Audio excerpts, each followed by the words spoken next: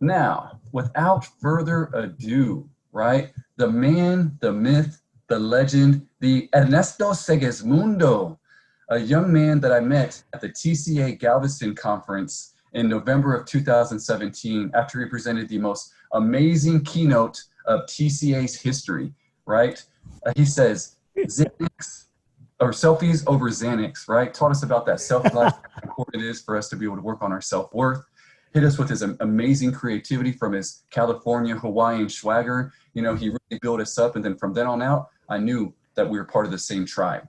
So I love this young man. I follow him on Facebook. Any book he recommends, I buy so that way I can be just like him. I'm trying to design my space to just mimic everything that is Ernesto so that way I can take a piece away of his greatness and use it for my life as well. So thank you so much for everything I've known you for pretty much 3 years now. So thank you for everything you've done for me, for what you've done for our counselors, for our clinicians, for our mental health professionals. You're doing big things. And I want to let you know, I'm going on notice, and it is completely appreciated at a highest level. You know the saying, how we don't know how people are talking about us when we're not around. Well, a lot of people are saying a lot of good things about all the amazing things that you're doing for our community. And we look forward to more of it. As you know, remember, look in the comments box, and you'll have the link to the presentation and also and more information about his CAV Academy. He has a membership that you can join to learn how to step up your game as a counselor, both in the virtual world and in the face-to-face world. So, and you can friend him on Facebook, and he'll gladly accept your friend request. But remember, he will delete you if you do him wrong. So he's to cancel you out. So please join him, understand him, love him, because his beautiful mind is what's going to be changing how we present, how we engage with our clients in the world. So thank you so much for joining us, Ernesto. Thank you. And, Thank you. The floor is all yours.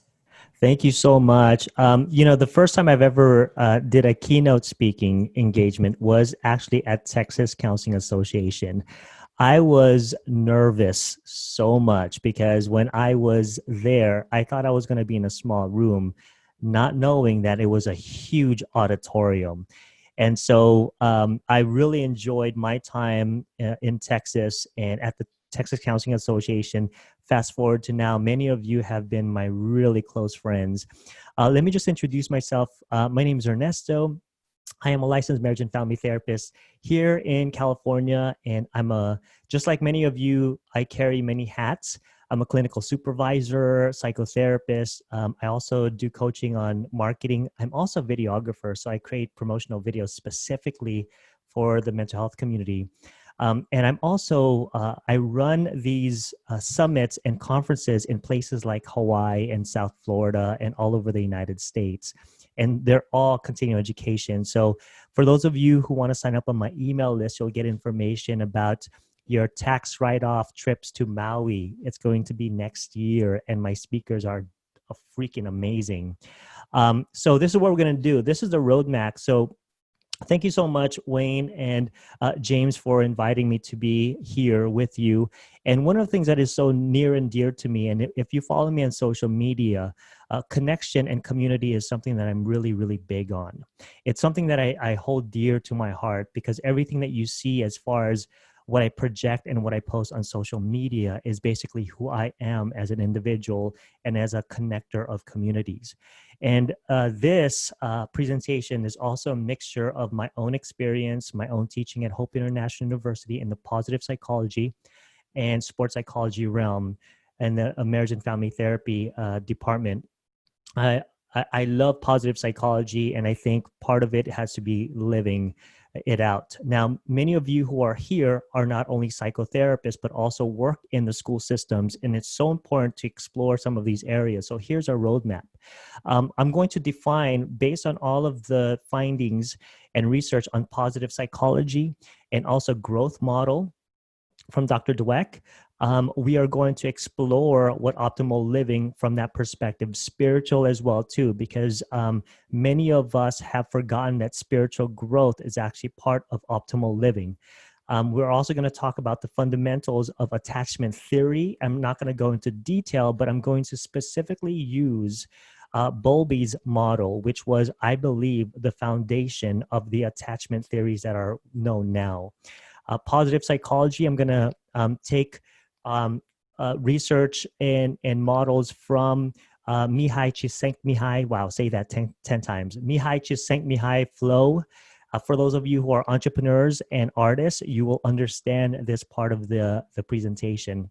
And practical application as well, too, for students, for yourself, for graduates, and even those of you who are entrepreneurs.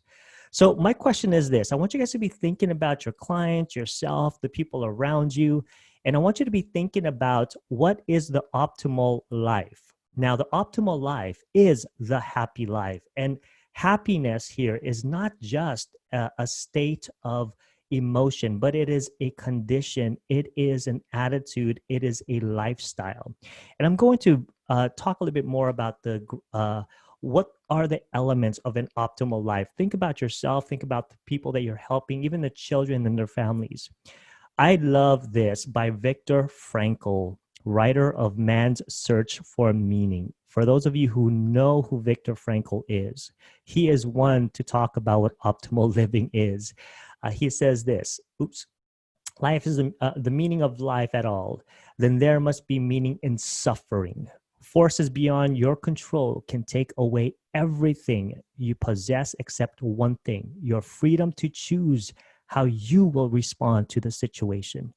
I do not for any good deed done to me, and I do not carry a grudge for a bad one. For those of you who know Viktor Frankl, he was in those camps. And he understood what death is. For those of us who are very close to death or who've experienced death, we understand that even in suffering, we can find meaning. And Viktor Frankl really lived out his life. Let me give you a case in point.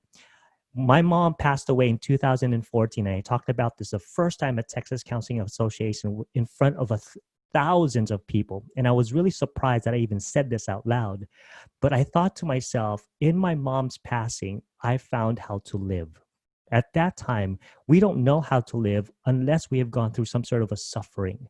We don't know what life means until we have gotten close to someone who actually died, or we ourselves have close to death, right? So you want to look at those dichotomies that in an optimal life, even the idea of suffering is very powerful. In this day and age, in our society, we don't want to suffer. And remember, for those of you who are, and we run away from pain, and that's just a natural human condition. But for those of you who hold any faith-based approach to your life, especially for the Judeo-Christian beliefs or any other beliefs out there that are closer to the spiritual realm, suffering is actually a badge of honor. And we've forgotten that in our society these days. And so when you think about what an optimal life is, whatever it is, meaning and purpose is basically the foundation of where you can live an optimal life. And Viktor Frankl actually looked at that as well too. Here's another thing. So we talked about the meaning of life in the previous slide, but here the optimal life as well is the ability to engage signature strengths in daily living and situations. Martin Seligman talks about consistency in deriving happiness by using your signature strengths every day in the main realms of living. The meaningful life adds one more component, using the same strengths to forward knowledge, power, and goodness. A life that does this is pregnant with meaning. And if God comes at the end, such life is sacred. So here's the thing. I talked about this a long time ago at Texas Counseling Association, that psychotherapists are notorious for pathologizing their clients. We put diagnosis quickly than anyone out there, and then we label them that diagnosis, and then we treat them that way. Once you start labeling people, then you will act and think and feel those things towards them.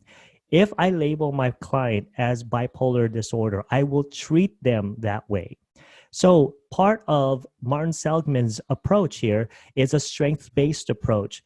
He believes, and I believe as well too, that many people can tap into their own internal resources.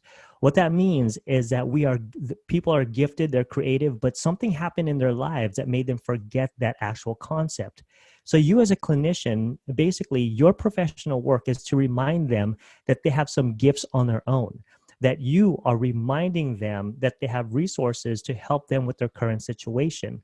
And so therefore, you want to look at their strengths and you want to make sure that that is expounded. Now, here's the issue with many counselors, with many psychotherapists and many helpers, is that you look at the problem and then you focus on the problem and then make sure that there's a resolution to the problem. But according to positive psychology, there's a problem, and then you look at the person's strengths and you blow up those strengths so that they can relieve the problem on their own. Remember, here's a thing I want you guys to be thinking about. What you focus on expands. I'm going to repeat myself. What you focus on expands. If you focus on the problem, that problem is going to either expand and be a bit bigger. But if you focus on an actual solution, then your brain, and I'm going to talk about brain science here, your brain is going to start figuring out how to look for the solution. Here's one thing, and I heard this from Wolverine, the movie Wolverine, X-Men. One of the guys asked Wolverine, "What are you looking for?" And he says, "I'm looking for something." And he says, "Be careful, because once you start looking for it, you will actually find it." He was actually looking for someone to find revenge on, and he was searching for that. And therefore, when you look for something, you will find it, right? Good or bad. So if you're looking for a solution, you will find the solution. If you're going to find something, you're going to, you got to make sure that you understand what you are looking for. So what you focus on expands. This is also complementary to people who are afraid of stepping outside of their comfort zone. The more they focus on their fear, they will never get outside of the comfort zone. They will stay within their comfort zone. Okay. So I want you guys to be focusing on and thinking about the people that you're helping, whether you're helping them to be their optimal selves. Okay, and we'll talk a little bit more about that. Mahatma Gandhi.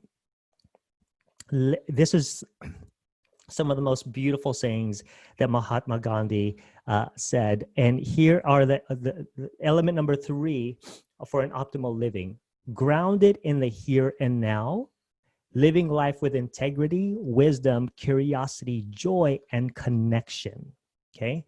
Now, I'm not saying that optimal life is absent of suffering. Remember, it's a perception of suffering and how to utilize suffering in a way that is productive for the individual. The third part of this is being grounded in the here and now, living life with integrity, wisdom, curiosity, joy, and connection. Now, Mahatma Gandhi said it best. Live as if you were to die tomorrow. Learn as if you were to live forever. People who struggle with depression and anxiety, for instance, are losing their life because they're so focused on the here and now as far as what is not going to happen in their lives, right? So you want to make sure to insert life in, especially with kids, right? For those of you who experience depression and anxiety, that's not a way to live. You have to look at ways where people can actually live life despite of their current situation and emotional responses to the world.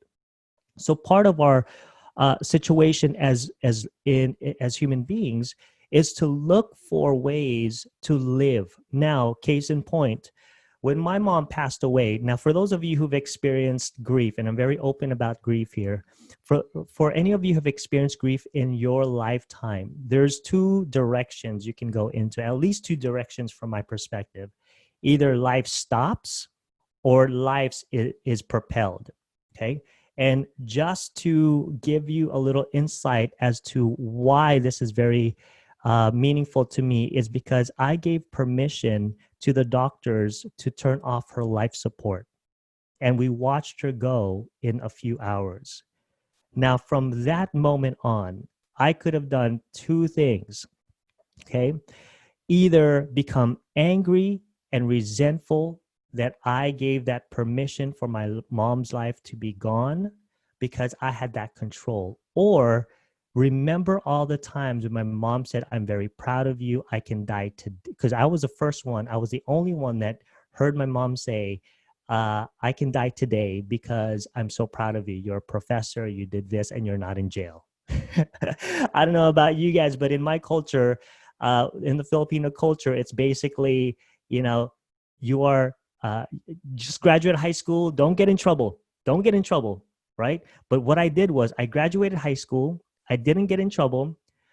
I went to college, I went to higher education, got my master's, I became a professor. Now I own 3 different businesses. So I'm thinking of that. I'm actually honoring her life through my life. So this is the path that I chose to go in this one direction to live that optimal life. Many of your clients, children, may not be that privileged to experience life in that manner and that reawakening. So you as a counselor, as a helper, are there to help them to realize that there's another path, okay, to their growth.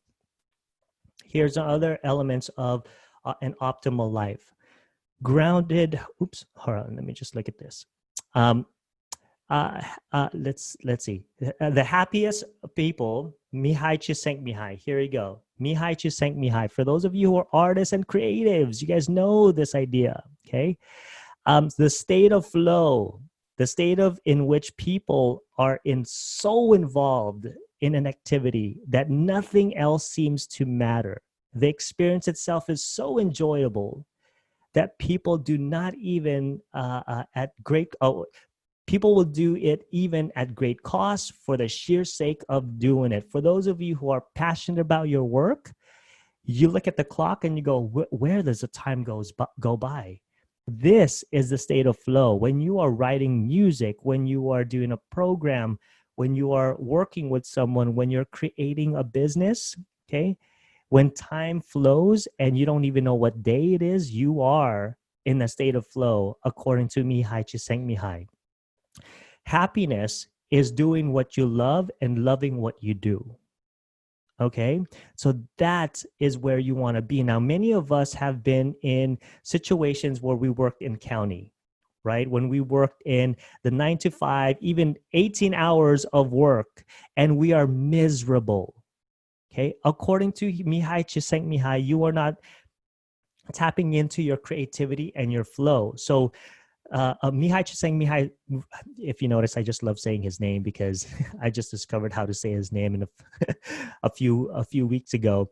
I want you guys to know that when you are in the flow, you are actually reaching your full potential. That's why many of us were not meant to work in environments that is stunting our growth and our creativity. Creativity is what we were meant to be and to do, okay?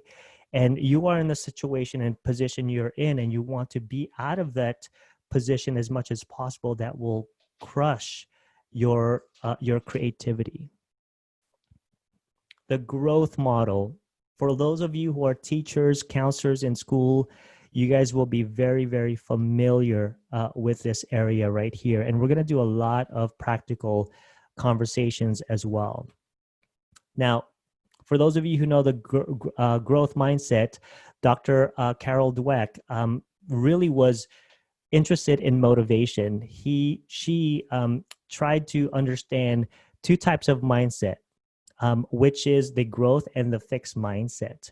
The growth mindset looks like this, okay? They believe that they can learn anything if they put their work, practice, and effort to learn it. Now, here is the caveat and the foundation of growth mindset. It's movement. It's actually doing the thing, okay? It's not just sitting around and thinking about something. It's continued repetitive process. And for those of you who are clinicians working with people who struggle with anxiety and depression, you don't normally just talk about depression. You actually do things to address depression and anxiety.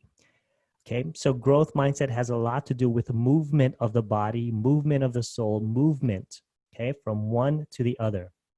The next is fixed mindset on the other spectrum and the other end. think that they cannot increase their skills and knowledge and in a particular area. So let me just give you from a cultural perspective, from the Filipino cultural perspective. In the Filipino culture, we have been given two things, two messages, which sometimes are in conflict: the growth mindset and the fixed message. In my culture, one of the things that is looked at is go to school, and then there's nothing beyond that, right? There's nothing beyond that. You go to school, you work, and all of those things. And here is the cultural fixed mindset: just get to this point, and then you're good to go, and you live life happy. That's it. What growth mindset is from my culture is that now you start breaking through those barriers that, or narratives that was told to us since we were kids, especially for Filipino boys. Okay, so the fixed mindset has a lot to do with I can't because my environment says this, and growth mentality says I can despite and in spite the fact that my culture says this. So that is the idea and the spectrum between growth and fixed mindset. You can see this from all realms of situation and life as well too, and in the educational system, encouraging kids to be far beyond what they can be and who they can be in life. This is some of the movements towards being an educator, right? Here are some of the comments from a fixed mindset, growth mindset. So the fixed mindset usually says this: I'm only good at certain things, right? You see this a lot with people staying within their comfort zone because they're afraid that if they're pretty much afraid of being judged for failure. But remember, failure is just one of those stepping stones to greatness, right? I don't know of any successful entrepreneur or anyone out there, a brand, who have not experienced failure in their life, and then they use that failure to catapult themselves to something great. Okay. I give up when it's too hard. So this is the area of motivation that Dr. Carol Dweck is very focused on, is that what happens when suffering and pain is actually met with your goals or your endeavors? Do you then give up or not? So this is where you want to push through, because remember, that threshold of pain is actually, once you get over that hump, your brain goes, hey, it's not so bad. And then the more threshold you come up with, the brain goes, hey, see, that wasn't as bad. So you keep going and you keep going and keep going until your brain says, look, let's walk into fear right now, because of all of the things that you've done wasn't so bad at all. Remember, our minds are so creative in working against us. When we have a fixed mindset, when our children have fixed mindset, our clients that we work with have fixed mindsets, okay, what happens is they are there. They're going to stay there. In fact, Martin Seligman did a lot of research on learned helplessness, right? I mean, we talked about that from a long time ago, the models, but Martin Seligman also talks about that if we experience failure over and over and over again, we accept it. That's going to be our thing. That's just who we are, and we can't go anywhere. That's the fixed mindset.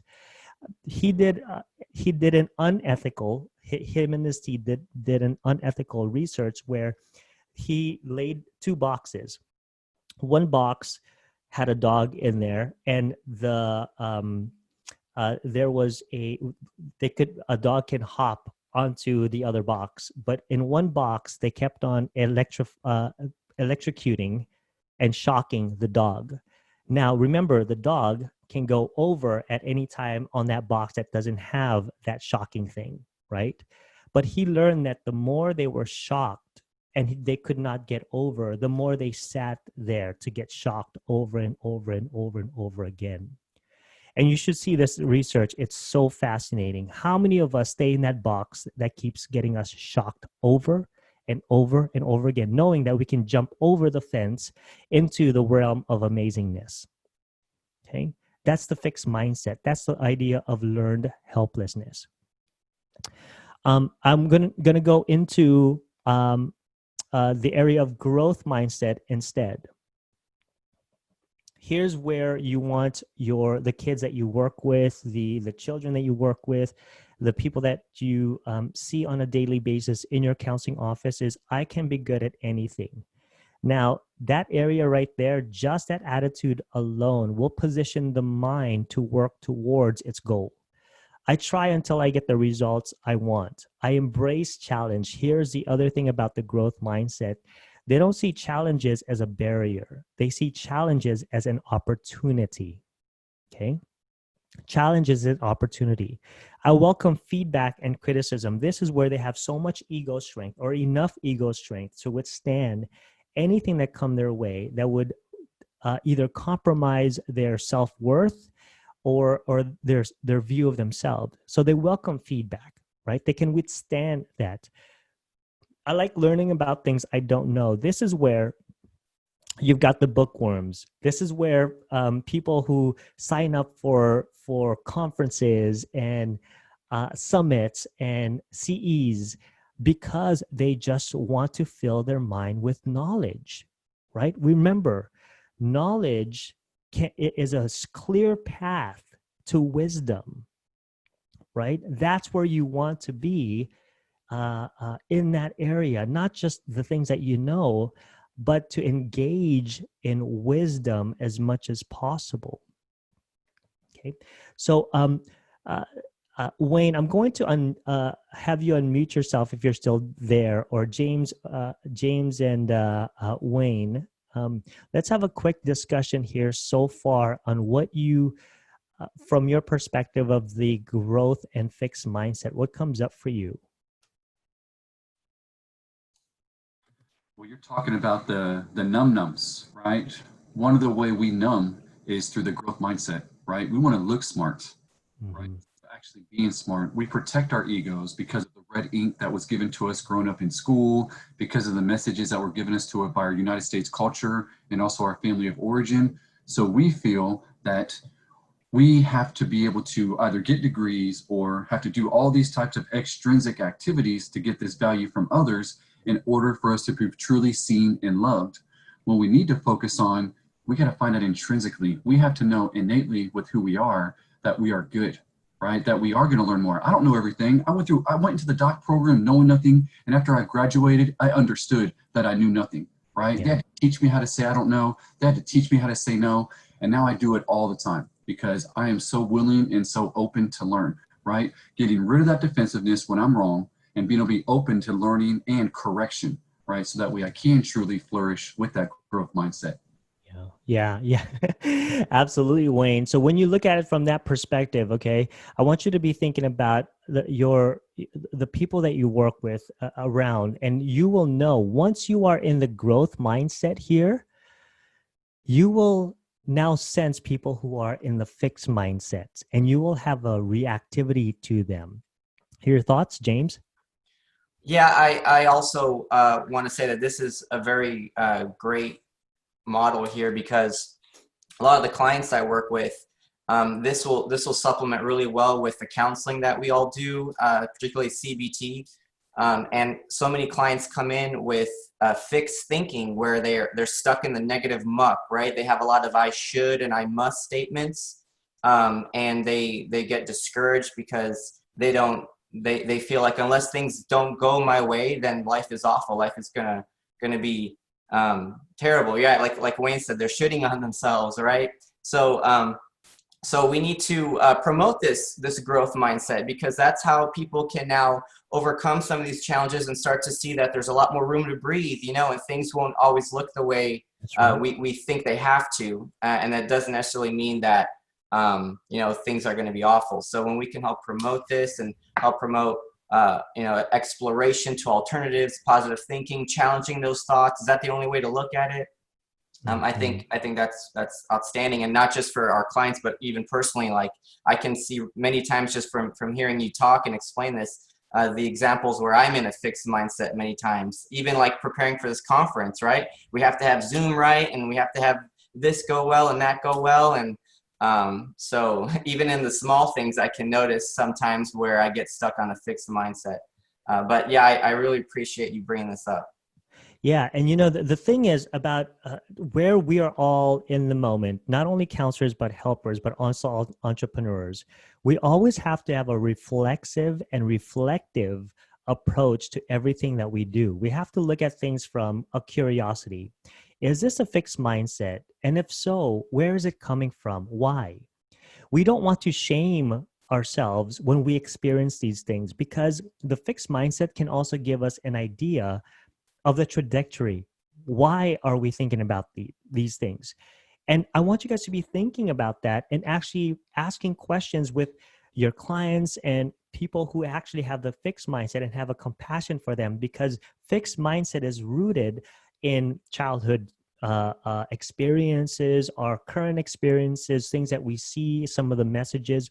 We are given messages every single time we turn on the TV, social media. We are given messages, and we have to step back and be curious about those messages, right? And be able to explore them and challenge them, whether they are productive for us, right? Especially for those of you counselors who work with kids in the school system. You got to know that that next generation, sometimes they will be our president, they will be our next innovators, they will be the next person who maybe discover the cure for the complete cure for COVID-19. Hopefully we don't live that long. I mean, it's not going to last that long, but there are the people that we have to try to promote the growth mindset. And then, like I said, when you start living out the growth mindset, you will be able to identify the fixed mindset. So anytime I say something to people like, hey, you can be a keynote speaker one day, and they go, well, no, I don't know what I'm going to be talking about. They're stuck in one area, right? And it's easy for me to identify that. Sometimes I go, whoa, what just happened there? Where is that coming from? You haven't been a speaker yet, and you're already judging yourself as a speaker. What's going on there? Right? Or I can't get into that one school because it's too hard. Whoa, where did that come from? So be curious about it, right? Instead of saying things like, I don't know, I don't think I can be in that position. I don't think I can get that job, or I can't get into that school. The growth mindset says, you know what? I think I'm going to try. I'm going to look at the areas where I could go into that. Yes, it's going to be difficult, I think, but I wonder if I can do this or find a way. Remember, within 3 months, 4 months, we were asked to be shelter in place. And many of us who have private practice, who see our clients face to face in our offices, many of our businesses plummeted, right? Now, here's the thing. Here's also what I saw on social media. Just as we were sheltered in place, guess what happened to our brain? We were forced to be creative. We were forced to go, I can't go to my office. Now what I do? And then when we went online, we were forced to learn what being online meant. Many of us did not know how to work with kids, play therapy with kids online. Now I'm seeing so many innovative ideas. And when I started doing these summits and conferences, for me, I travel all over the United States to create promotional videos. And once the shelter in place happened, I was like, oh crap, there goes my business. And it did. But guess what I did? After 3 weeks of freaking out, having 2 panic attacks, what I did was I created courses. I am so glad I did that, because I was so afraid for 3 years to actually do courses and hold summits and conferences like this via Zoom. My revenue skyrocketed when I learned and taught myself how to actually be engaging on camera just like this. And Wayne was one of my students in the first cohort that I did. And I'm telling you right now, that's what happens when we are put in a position where sometimes we don't have a choice, or actually we do have a choice to either plummet and be sorry for ourselves, or a choice to be creative and go, you know what, take a deep breath, okay? Put your adult hat on and then just go, right? That is where sometimes we are placed into. Here you go, attachment styles. Okay, I'm going to point out the attachment styles here. One thing that I want you guys to be aware of, I'm going to go and use Bowlby's attachment theory here. Okay, now since Bowlby, there's been tons of other attachment style theories out there, but I'm going to stick to this in particular. So we all know from his model, there's a secure attachment, there's an anxious, avoidant, and fearful attachment, right? You look at the fearful place. There's high anxiety, high emotional avoidance. So for those of you who have witnessed the fearful attachment, you see this in relationships, in couples counseling, even in parenting, where there's such high anxiety in the relationship. There's so much fear, and the emotional responses is avoidance. They're avoiding talking about the situation. They're avoiding certain areas where it would cause a lot of anxiety on them. Now, if you look at the avoidant area, it's low anxiety, but high emotional avoidance, right? There's one of those things where, oh my gosh, I don't want to do those notes. I don't want to work with this individual. And there's avoidance. We don't return their phone calls. We don't schedule those appointments. Or this area right here in the area of entrepreneurship, let's say you want to do another subset of your business and you have high anxiety about this, no matter what it is, either anxiety about failure or even succeeding. There's another thing. A lot of people don't understand that we also fear success, okay?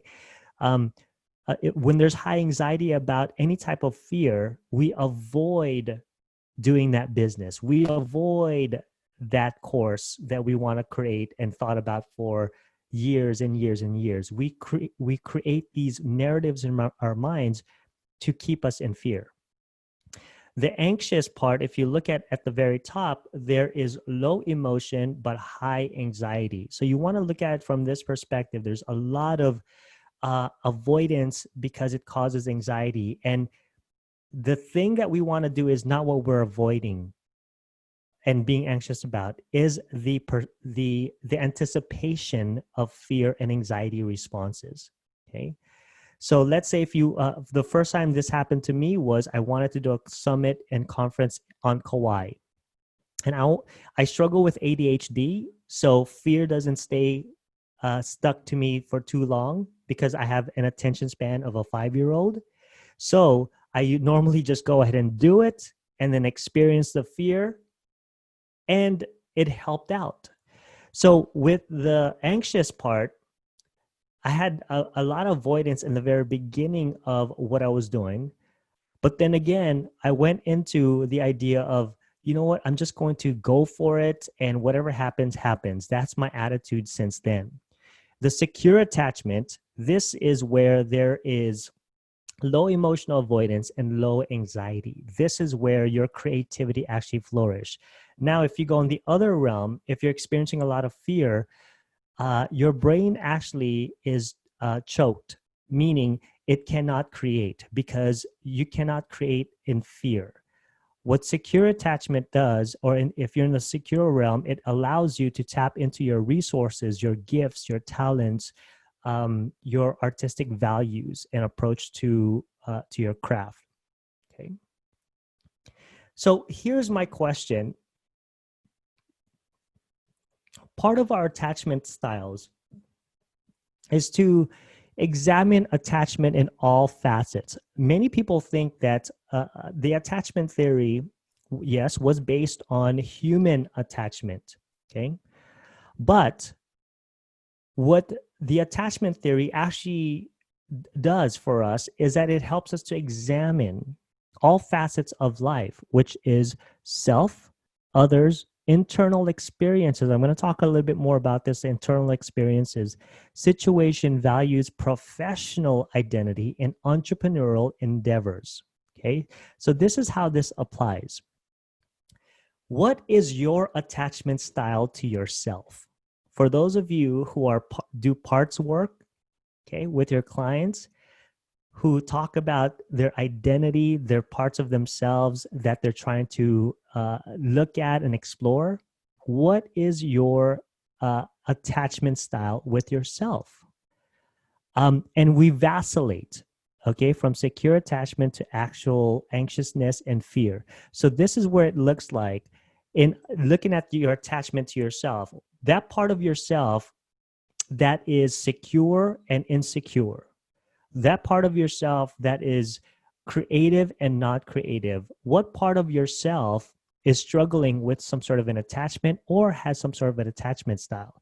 So let me give an example. I have a love-hate relationship with my creativity, because my creative side, because I'm so creative, but at the same time, I struggle with insecurity on letting that out. So I would say that my creative side, I have somewhat of an anxious attachment with it. It's a love relationship that that I go through every single day. For those of you who struggle with imposter syndrome, I do believe that our attachment styles are within that anxious realm. Okay. For those of you who for yourself, you're very secure. You want to go into a business and you just love the challenge. You're probably in the secure area. Now, for those of you who are, again, entrepreneurs or creative, and you have high anxiety for the possible person who would be successful like you, your future self, who is successful, who's wealthy, who's engaging in life and very happy, and you experience childhood abuse that told you you are not enough and you're not worth it and you don't deserve all the goodness in life, you are possibly in the fearful area. Okay, I want you to be thinking about your clients who says that they're not deserving, okay, but they show up every single day with your in your counseling sessions. Okay, I want to look at the internal experiences here. Many of us have certain types of attachments with our internal experiences. So, case in point, anxiety. Some of the things that is a psychological intervention or emotional intervention for clients to disorder. Oh, did I just, can you guys hear me still? Yeah? Yeah, we can hear you. Okay, good. I kind of went out there for a moment. So part of the internal experiences of the individual, okay, so let's say they're struggling with anxiety. You as a clinician, if you are using the attachment theory, you have to ask the question, so what is your relationship with your anxiety? Can you tell me a little bit more about it? How has your anxiety helped you? How does your anxiety did not help you? So these are attachment style questions.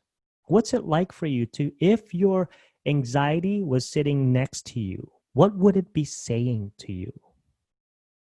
Personify those experiences. If that successful Ernesto or Wayne is in front of you in the future, who's wealthy, who just drove in with a Maserati, what would that person say to you? Who would that person be? Will they judge you? Will they shame you? Are they going to say, good work, hey, it's going to get better? These are attachment style theory interventions. You want to make sure that those questions dig deep into the unconscious and ask them, what is your internal relationship? Let me give an example. This was one of the most powerful things that my therapist said after my mom passed away. He asked me flat out, and I don't know how early it was and I don't know how late it was. And I know for a fact that he was just a grief-informed therapist. He wasn't a grief therapist. He wasn't a grief specialist. So one thing he asked me is, and I was kind of thrown back by it, and he asked me, so if death were to talk to you, what would it say to you now? I was like, what? Oh, hell no, you asked me that right now. But at the same time, I saw it took me way deep. And one thing that I said without hesitation is, I know how to live now. I remember saying that out loud, and I was shocked that I said that out loud. I had no idea that I was developing a relationship, a love relationship with actual life through death experience. And for those of you who are grief therapists, you guys do some amazing work, but this was some of the internal conversations through attachments theory that I've ever heard. So attachment, again, with your values as well, too. Remember, when we grow up, we are told certain values, we are experiencing certain values in our lives, and we have to evaluate what is our attachment. There are some values that our families have given us in the past that may not be apropos for us to this day, right? There are some values that were taught to us in the past that we may not want in our lives today. So look at those attachment styles, because sometimes for those of you who also work from attachment theory from, oh my gosh, help me out here, Bowenian theory, okay? I don't know if you guys are familiar with Bowenian, but he also talks about what is your relationship with your generations, right? Are there some values that you want to have more of a secure relationship with, or are there some values that you have a fear attachment with, right? You want to be thinking about that. For me, the values of hard work is becoming more of a anxious relationship within me, because one of my styles in my businesses is I don't want to work harder for my business. I want my business to work for me, right? You want to look at it from that perspective. And so the messages that was told to me from generations upon generations of working hard to get that money is not appropriate for me anymore, because I want to create systems and businesses that will work for me, where I could sit on the beach and my work is still working. My career is still working for me. So that's the value that was told to me throughout my life. And many entrepreneurs are told that still, and they're a slave now to the time frame and to their businesses. No more, right? This is the value. Now, the professional identity. For many of us, we have those initials following our last names, right? I have LMFT, MA, we have all of those word salad letters. Look at where are you using, and have the curiosity of, are these letters, what's my relationship with these letters? Are they part of my identity? Do I want them to be part of my identity? Or are those just a representation of my accomplishments? And I'm very proud of them. So you have to look at it from that perspective as well, to what is your actual relationship with your professional identity? Here's the other thing. The last thing is the entrepreneurial endeavors. Everything that we do in life, okay, whether it's our business, I had a very anxious relationship with all three of my businesses. And I've come to grips now that those businesses, I had to have a love, romantic relationship with them. Because the more I fed them, nurtured them, and made them happy, and gave them meaning, the more they worked hard for me, my businesses, okay, my entrepreneurial endeavors. And if things doesn't work out, I do not freak out. I just adjust, right? Adjusting. So thinking about all of those facets. So we're going to move into the practical application. Here is my perspective. Movement. We must move. We must engage our bodies, mind, and soul. Practical application. And this is just going to be the foundation of this discussion here. But first, I want to talk about the reticular activating system, which is called the RAS. And we're going to go into the brain science here. So the RAS is actually responsible for a lot of things. This is where the brain gets activated when we experience certain things. This is the area where it controls sleep, the waking, and the attention. So anytime you experience something in your life and you go, whoa, what is that? That's the RAS activated, okay? So let me give an example. You're walking down the street or a forest, and you see a snake in front of you, and that snake bites you, or that snake goes after you. The RAS is alerted and attention and marked. Now, guess what happens? Every single time that you are on a certain path that looks like that, guess what you'll be thinking about? The snake and what the snake has done. So what the RAS did is it activated that actual snapshot of that experience. That experience is now applied to every situation that happens. Now, if it happens consistently, you're now going to be looking over in front of you, looking for that snake. That's what the RAS does. It keeps you attentive. Now, here's the powerful thing about the RAS.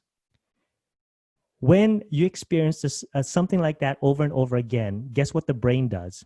It actually looks for it. So, case in point, let me give an example of what this looks like. Let's say you've experienced poverty in the past. Consistently, your brain is locked into poverty. Guess what your brain is going to start looking for? Poverty. Anything that is, when money's coming in, you sabotage it by spending it. Okay, you start looking for things that you are very familiar with. This is what the RAS does. So remember, just as you can work out being successful, you can also work out being unsuccessful.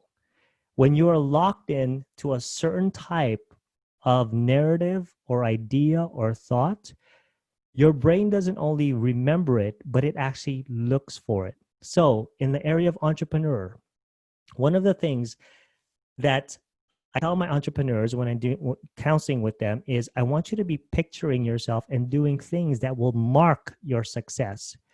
Any single time someone buys a product from you, mark it, experience it, know how it feels when someone buys a product from you. That first time when someone called you and say, hey, I need a counseling session with you, what's your availability? Mark that. Because the more you feel it and sense it and experience it, the more your brain will look for it, and your creative side will now up the ante on marketing, on networking, on trying to get that emotional and psychological response. Again, that's what the RAS does. For those who've experienced domestic violence, child abuse, okay? And that's why this makes sense, because for those who are repeating the same patterns over and over and over again in their relationship, and you ask them, why are you repeating the same relationship over and over again, this abusive relationship? And then they start talking about their past because they've experienced that. This is where the RAS comes in, because they're creating an environment of what they've already understood and known and experienced in the past. This is where the RAS comes in. In the area of neuroscience, the brain is always receiving information. It's called neuroplasticity. It's always learning. It's always adjusting. So when you are afraid of doing that thing that you want to do that is successful, or you want to do something big, but you're afraid to do it, here's my recommendation. Do it. Just do it. Take a deep breath, close your eyes, and just do it. This is where the RAS comes in and go, whoa, what are you doing? Don't do that. You're going to fall and be embarrassed, and you're going to fail. Once those narratives comes in, press the gas pedal and just go for it. That is a situation where you take the RAS and the experience of RAS and you shift it as much as possible and go, hell no, shut the hell up.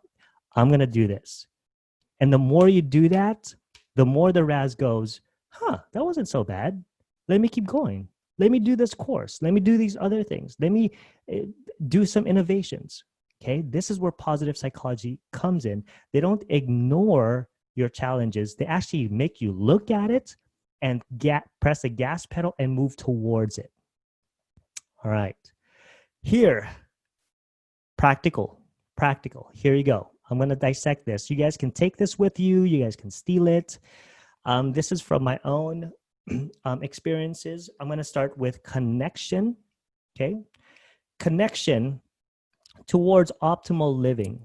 Okay, these are the 4 quadrants that I believe is the key to optimal living based on Mihai Csikszentmihalyi, Martin Seligman, Gandhi, Judeo-Christian beliefs and other religious beliefs. You look at it from this perspective, these quadrants in the middle meets optimal living. You cannot have one or the other and experience optimal living from my perspective. Connection. Here's where you are connected through 4 areas, okay? Yourself, nature, spiritual experiences, okay, and others. You want to make sure in those 4 areas that you're connected, okay? Nature, walk in the woods. For those of you who live in beautiful Texas, there's a lot of places out there you could go, my friends. Or for those of you here in Southern California, lots of beaches. And I do believe you guys are in the Gulf, right? So there's some beaches there where you guys could go. Be mindful about the sound of the trees. Be mindful of your feet hitting the ground. Be connected with nature. Put aside anything else and just experience connection with Mother Nature.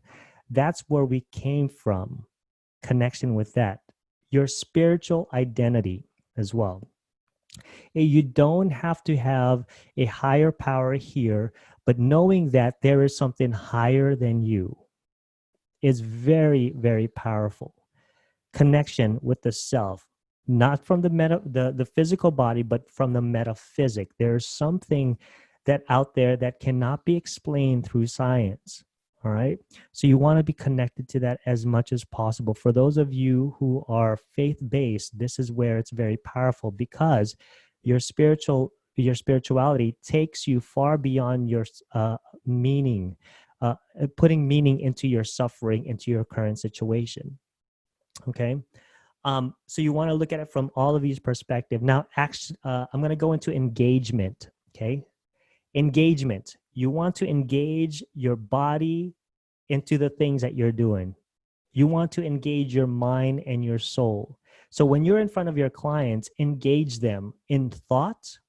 And when they leave your office, you engage them in an activity. What are you going to do this week so that you can mark that thing that you're doing? So for those of you who attend any of my mastermind classes, I put actual dates and you tell me when you're going to actually engage with that one product. The reason for that is because you don't want to just keep talking of that thing that you want to do. You want to actually engage your mind and body and soul to actually execute that. Okay. So the next thing is reflection. This is huge for me. Every morning, very early in the morning, I have my beautiful peppermint mocha here. Starbucks. Yes, I'm a Starbucks individual. And I sit outside or wherever I'm at, and I just reflect on the day, how it's going to be, positioning my mind, my soul, my body, and just making sure that I'm going to execute whatever it is I'm going to execute. And also reflect on the good things that's happening in my life and the good things that are happening in my colleagues' life, in my family's life, and just reflect, okay? The more I position my mind that way, the more I become attentive to people and to myself. Actionable reputation. This, for those who work with trauma clients, you know how powerful activities are and actionable repetition. Keep repeating that. So for instance, if someone is struggling with panic attacks and they're doing some sort of an intervention to decrease their panic attack, you don't just do it once and then the panic attack is gone. What you want to do is you want to continue to keep doing that over and over and over again. Here's the other thing, actionable repetition. Let's say you want to do some sort of an entrepreneurial endeavor. In order to get there, you have to keep doing it over and over and over again until your brain is programmed to go, all right, it's another thing. Let's keep doing this, right? The more you do things, the better it is. In sports psychology, when I teach volleyball, the repetition of passing, for instance, for those of you who played volleyball in the past or any sport, you see in practice, we do the same thing over and over and over and over again because the body needs repetition so that the brain doesn't have to think of what it's doing. That's why you see a lot of athletes who just get on the court and their bodies are automatic. They're not even thinking. Okay, they're not even thinking. Kobe Bryant, right? His last game, he was so much in the flow. His body was unstoppable. He wasn't even thinking of what he was doing. It was just on automatic. So you want to make sure that things come to you automatically. Like, let's say you want to do something creative in your business. Boom, you're not even thinking about it. You're just doing it. And then you think about it later. Right? So this is where the quadrant comes in, where optimal living actually comes into play. Now, before we go into the next slide, I want you guys to be thinking at the moment about yourself and about your surrounding and what you're feeding yourself, right? Are you feeding the soul? Are you feeding yourself as far as what's going to propel you to greatness or to wealth or to whatever it is that you want as you define as an optimal living for yourself? Okay.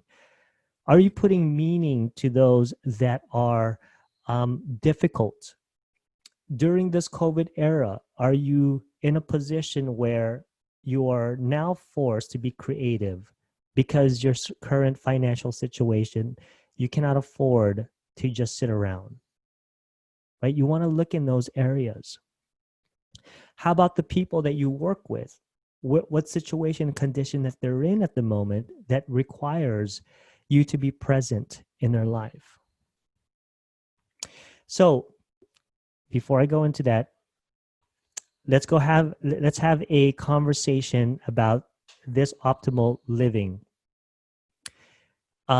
James, if you're there, go ahead and unmute yourself. And from your perspective, how relevant would this be for your community? I think it would be relevant for everybody, not just for the community, but here, but all across the country. I think, especially when it comes to connection, we need to kind of relearn how to have a connection with people, especially now with COVID going on.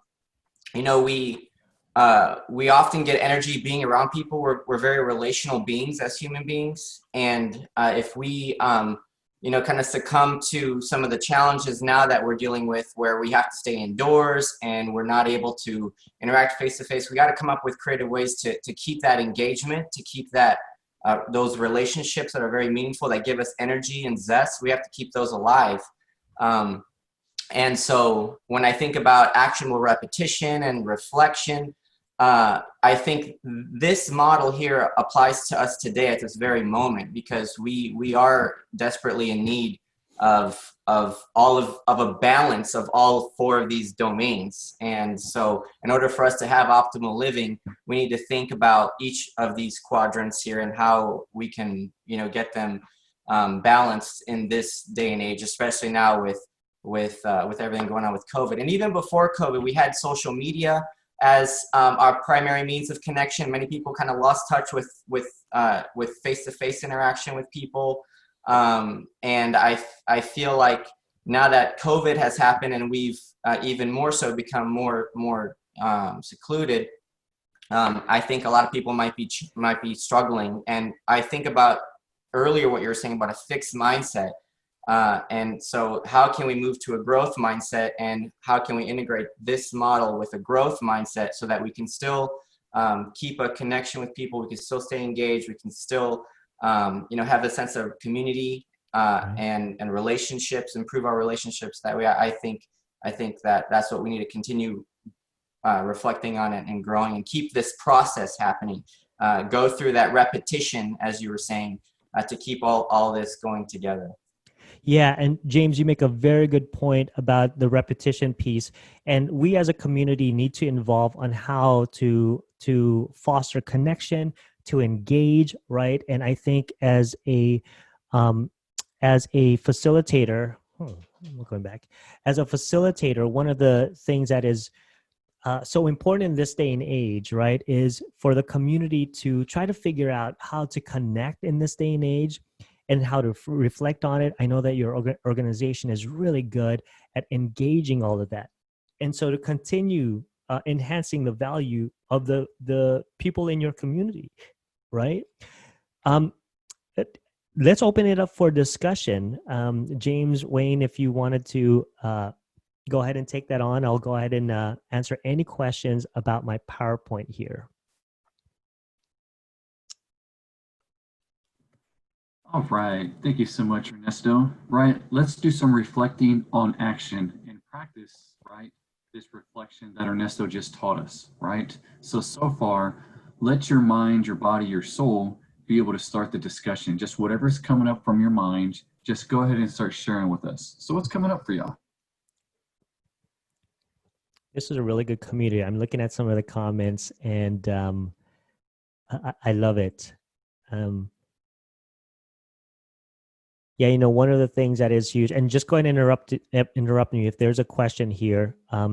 In the area of entrepreneurship, it looks like many of you guys are figuring out that in the entrepreneurial world, it's not easy, right? There's a lot of barriers that we have to go into, and especially working in an environment with kids, it's not easy to go into that. So being able to be creative as much as possible is the approach here.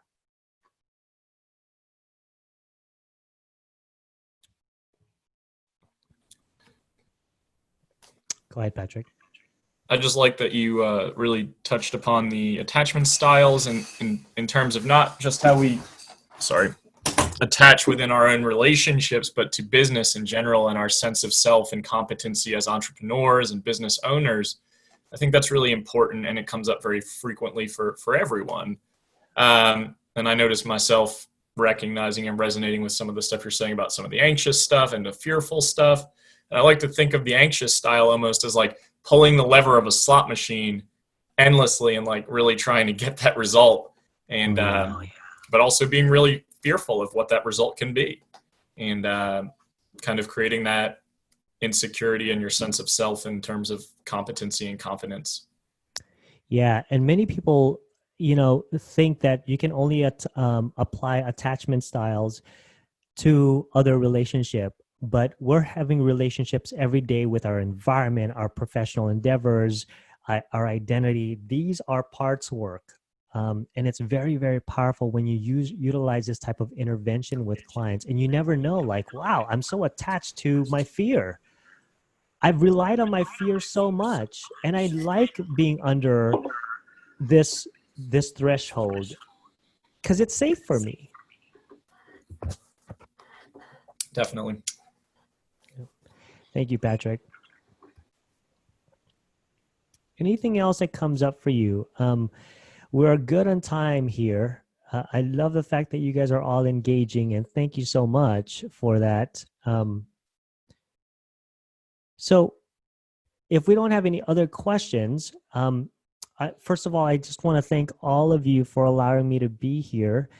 Like I said, I have a page here where you can get information about who I am and some of the things that I do. And, you know, one of the things I want to encourage all of you is that as a healer and educator, and going into certain types of systems where you're trying to help people grow, continue the good work, because there's a lot of interventions out there to help your clients from a positive psychology, from an optimistic, and really there's, even though, you know, we are bombarded with information on a daily basis that destroys our spirit, right? That's why I tell people, you know, give yourself only a few minutes to watch the news or to engage with people who are unhealthy. Really protect your spirit. You know, you don't have to always engage yourself in all of that stuff. Protect it as much as possible, because your clients need you, your friends and family need you to be happy and optimistic, right? So, Wayne, James, you guys are amazing. Thank you so much for having me.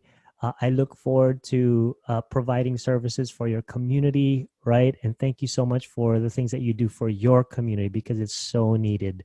James, go ahead and take it away. Yeah, I just want to thank you again. Your presentation was outstanding, and thank you so much for sharing your resources with us. And you know, we definitely are glad that you're here, and that you're you know, able to be a part of our community now when it comes to sharing resources and interacting with us. And we're going to be calling on you probably for some more presentations in the upcoming, in the near future. So again, thank you so much for sharing everything with us, and for all your experience and all that you do. So thank you so much. Thank you.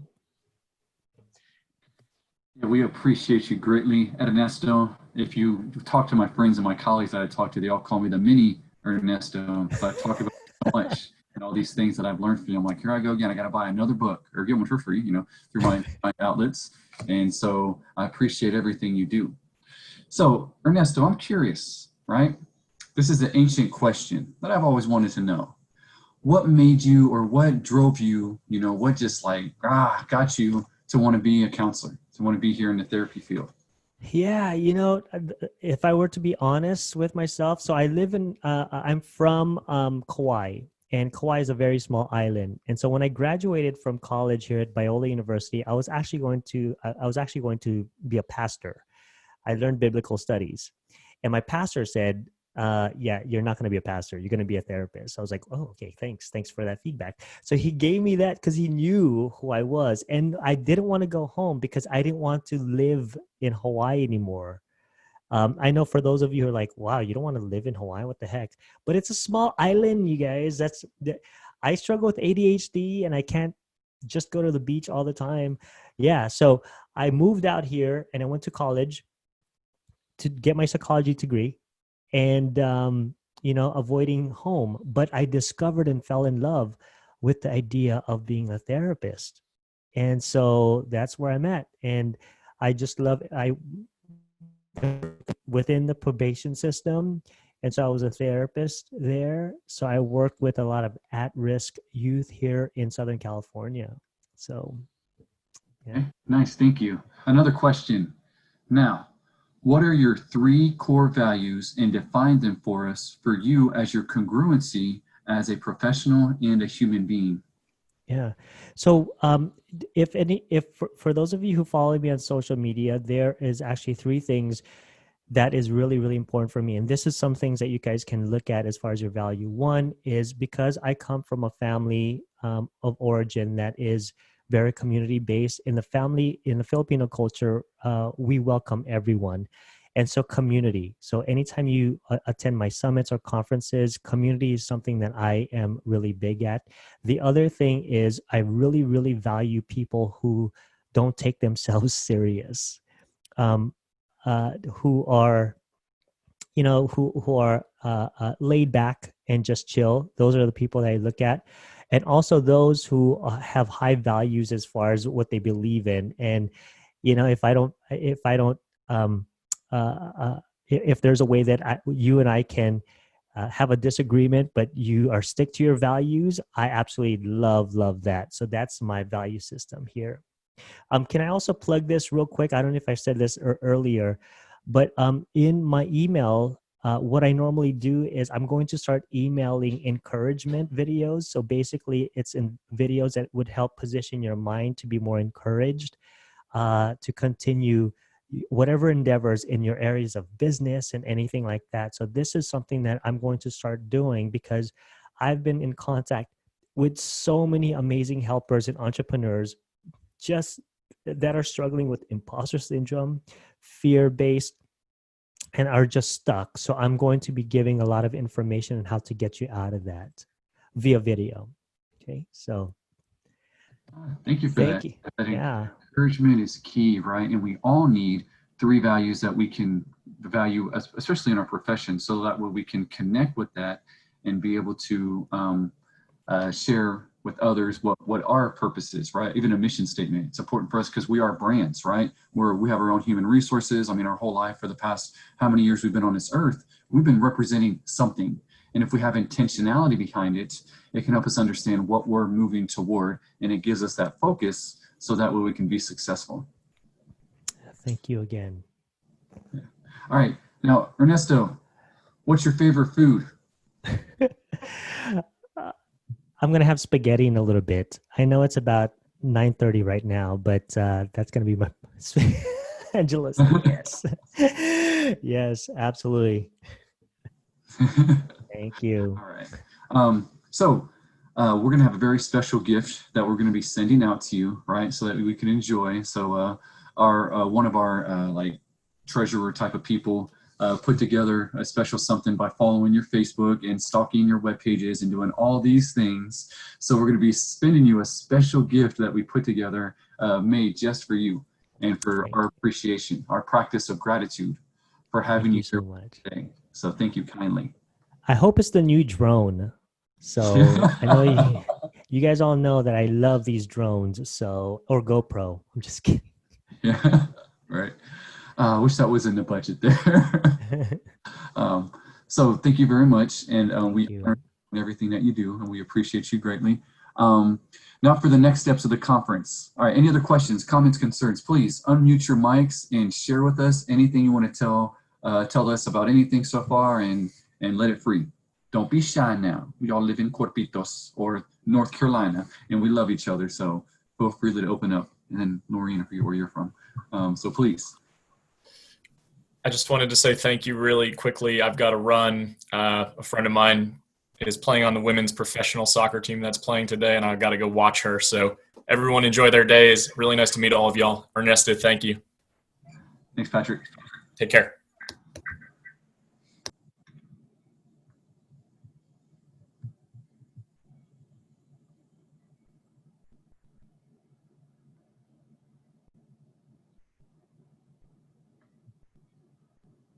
You know, I'm comfortable with silence. I love it. I eat it up.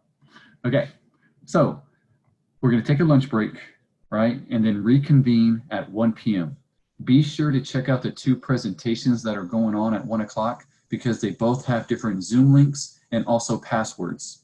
So make sure to have make sure you're heading to the right meeting, have that Zoom link ready, and get it started, okay? Jimmy?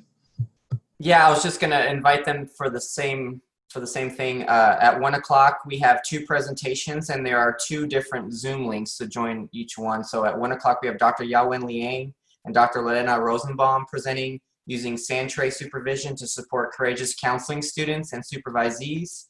And so the next presentation that's also at 1 o'clock is going to be Perceptions and Experiences of International Students in K-CREP Accredited Counselor Education Programs, being presented by Aras Yayan. I think I pronounced that right, forgive me, and Carl Mitchell. And so we look forward to everybody joining us. And if anybody has any questions, feel free to contact us to email the GCCA email, gccaregion2@gmail.com. And we're always checking our rosters, and we're always checking our emails throughout the conference. So we're happy to send you any items you may have missed or answer any questions you have. So thank you. Y'all enjoy your lunch break. Thank you. Yeah, so if you need the surveys or anything, email us or anything, or let us know. I just got one in the chat. So we'll make sure that we send you the surveys in case you don't have it. Just email us and we'll send it to you. Thanks again, you guys. Aloha. All right. Aloha. Thank you. Yeah. I see y'all at 1.